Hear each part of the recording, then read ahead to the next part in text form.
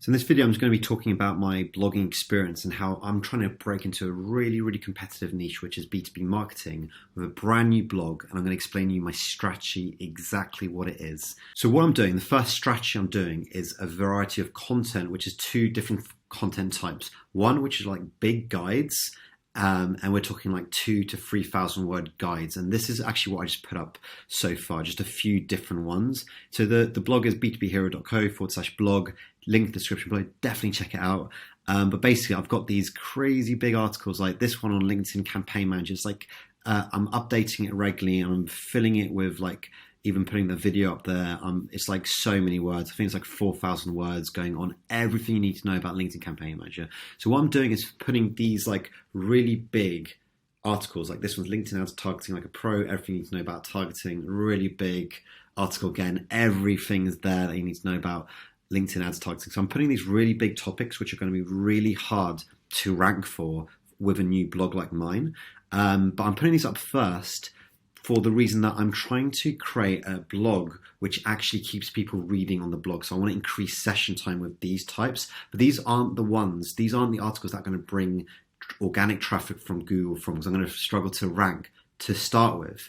And the point I'm going to start with, the short-term plan, is to bring out something like 20% of the articles are going to be like these big, really useful guides, and then 80% are going to be underserved, very specific niche kind of articles, which I find via doing autocomplete. So for example, LinkedIn ads, and then you can type in like A, B, let's find, so LinkedIn ads benchmarks, big one, C, LinkedIn ads character limit. So basically I find these topics, I'll find like a random topic like LinkedIn ads training. Let's have a look what comes up here. And we go past the ads and we got LinkedIn ads. We go past the LinkedIn.com ones to find the first one, LinkedIn advertising training course by Jellyfish.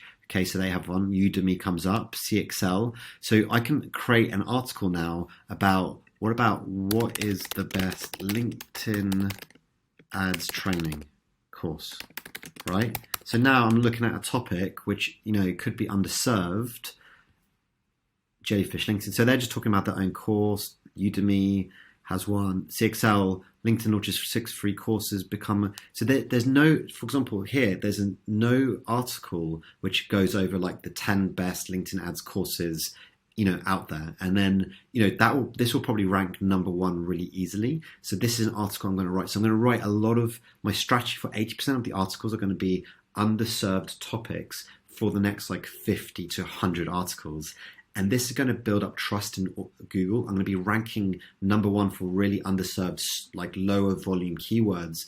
But my objective is that each of these have at least 500 people searching, or getting at least 500 people clicking on my blog article a month based around this underserved topics. And this will build my main authority, build my rankings in Google, that eventually these bigger articles will start ranking, and that's what I'm hoping for. So I'm going to be releasing so many articles. The second thing I'm doing is just like releasing a lot of articles really quickly. I'm going to be writing a ton over the next few weeks. So this dual strategy of content of like big guides that I'm never going to rank for to start with, but I'm going to rank for later down the line with these really underserved topics is how I plan, is my first strategy of how I'm going to crack into a B2B marketing niche, which is super, super competitive.